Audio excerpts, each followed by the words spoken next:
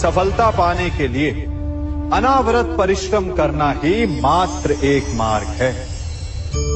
स्वीकारण, सत्य का स्वीकारण मनुष्य के लिए बहुत ही महत्वपूर्ण है। जब तक मनुष्य सत्य को स्वीकार नहीं करता, उसे असत्य से लड़ने की शक्ति प्राप्त नहीं होती। जब आप भोजन करते हैं तो क्या होता है?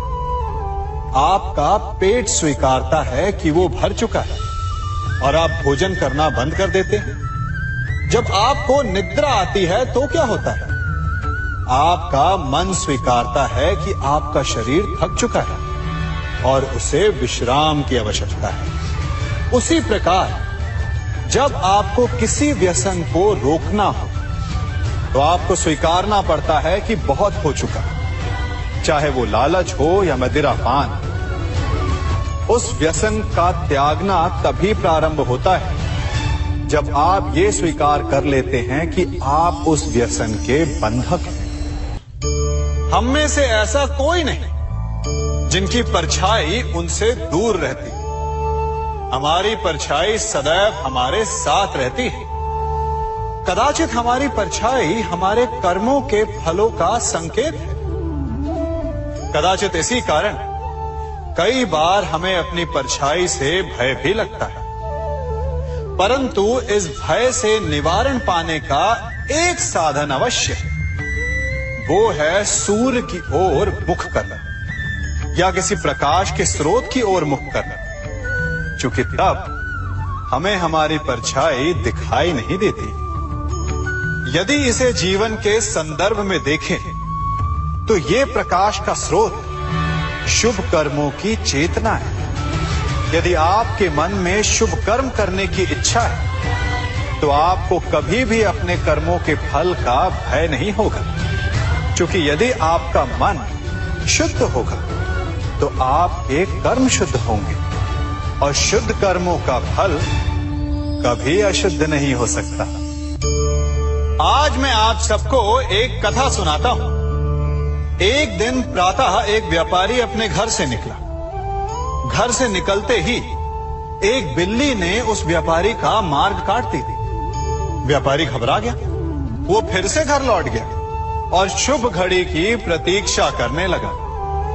और जब वो पुनः अपने घर से निकला तब वो वाहन जा चुका था जिससे राजा तक पहुंचकर उसे भेंट देनी थी।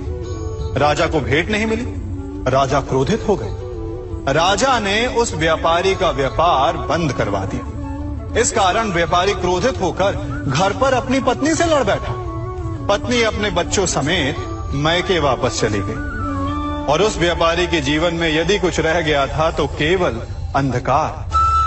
और इन सब का कारण वो उस बिल्ली को मानता रहा जिसने उसका मार्ग काटा था। ऐसा ही एक दूसरा व्यापारी राजा को भेंट देने निकला और उस व्यापारी का मार्ग भी एक बिल्ली ने काट दिया। वो व्यापारी तनिक घबराया, परंतु उसने आगे बढ़ना अधिक उचित समझा। राजा तक वो समय पर पहुंचा। उसने राजा को भेंट दी। राजा प्रसन्न हुए और राजा ने व्यापारी को अपना व्यापार बढ़ाने की अनुमति दी, स्वर्ण आभूषण दी। जब व्यापारी घर पर पहुंचा तो पत्नी को आभूषण और अपने बच्चों को देने के लिए वस्त्र थे उसके पास। हर ओर प्रसन्नता थी। समझ रहे हैं ना? दोनों के साथ एक ही प्रकार की घटना हुई, परंतु दोनों की प्रतिक्रिया भिन्न थी। ऐसा ही हमारा जीवन भी है। हमारे जीवन में प्रारब्ध का अपना स्थान है, परंतु उससे कई अधिक महत्वपूर्ण हमारी प्रतिक्रिया, हमारे सोच का प्रभाव है, क्योंकि यही हमारे जीवन को आकार देते हैं। इसलिए अपनी सोच को सकारात्मक रखिए। आपका जीवन सदैव आनंदमय रहेगा। आप इन दो पात्रों को देख रहे हैं। मेरे इस पात्र में जल है और ये पात्र मिष्ठान से भरा हुआ है। दोनों ही पात्र भरे हैं, परंतु देखिए, मिश्री को जल में मिला दिया। जल ने मिश्री को अपना ली। मिश्री ने अपना अस्तित्व खो दिया, परंतु जल को अभिमान है कि उसका अस्तित्व अभी भी बना हुआ है। परंतु जो इस जल को चखेगा उसे अवश्य पता चल जाएगा कि ये जल अब वो जल नहीं रहा, ये अब शरबत बन गया। हमारा त्याग, हमारे बलिदान भी ऐसे ही होते हैं। जो इस बात को अनुभव करते हैं वो समझ सकते हैं कि कैसे हमने समय की धारा को बदल दिया। जो बलिदान देते हैं उनका अस्तित्व कभी नष्ट नहीं होता, अपितु उनका बलिदान संसार में कुछ ना कुछ परिवर्तन अवश्य लाता है। हम सभी कभी ना कभी, कहीं ना कहीं अपने जीवन में यात्रा अवश्य करते हैं। हमारी यात्रा में कभी पक्के रास्ते आते हैं तो कभी कच्चे रास्ते। पक्के रास्ते मनुष्य बनाता है और कच्चे रास्ते जानते हैं कैसे बनते हैं? चलते चलते बन जाते हैं। जब लोग एक स्थान से जाते हैं तो पैरों के दबाव से नीचे की घास कुचल जाती है। बार बार उस मार्ग से जाने से धीरे धीरे मार्ग स्वतः ही बन जाता है। और यही जीवन है, यही नियति है। जब आपके जीवन में आपको मार्ग ना मिले तो रुकिए नहीं, आगे बढ़ते रहिए और आपके पैरों के दबाव से मार्ग स्वतः ही बन जाएगा। हम सभी अपने जीवन में सफलता चाहते हैं, है ना?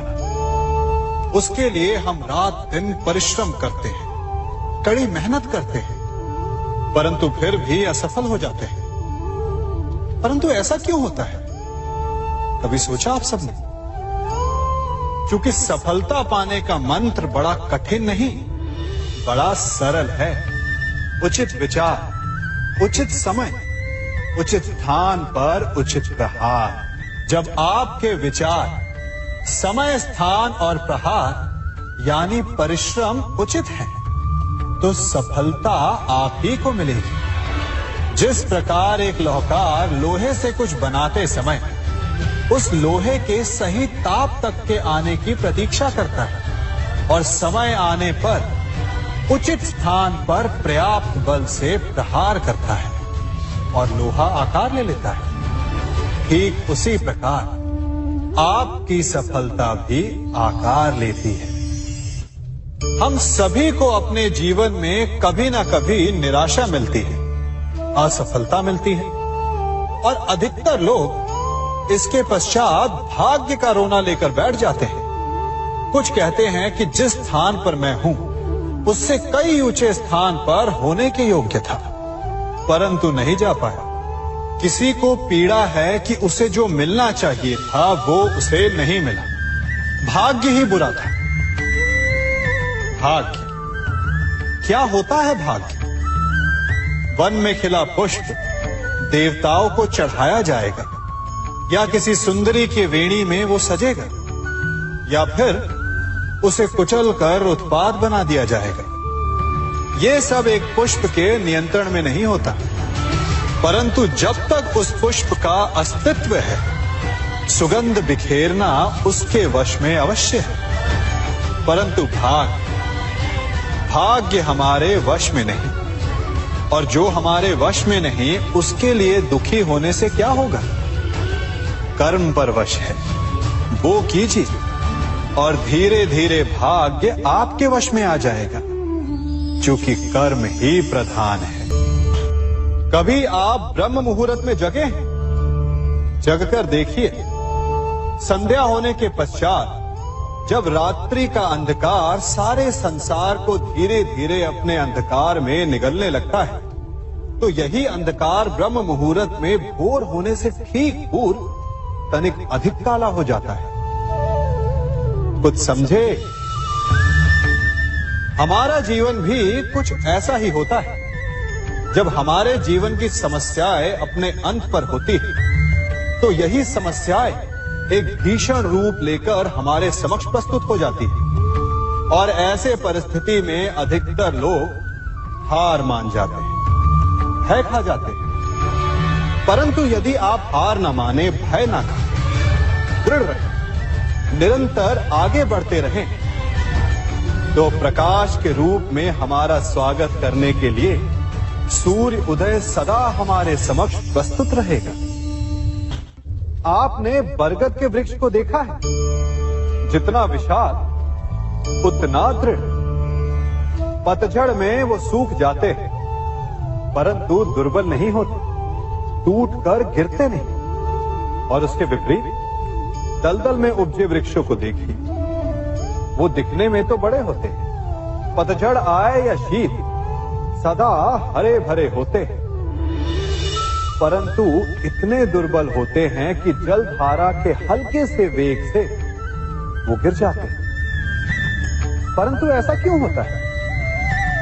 कारण है जड़ें। जिसकी जड़ें दृढ़ भूमि में है, वो हर चक्रवात, हर ऋतुओं को सह लेता है।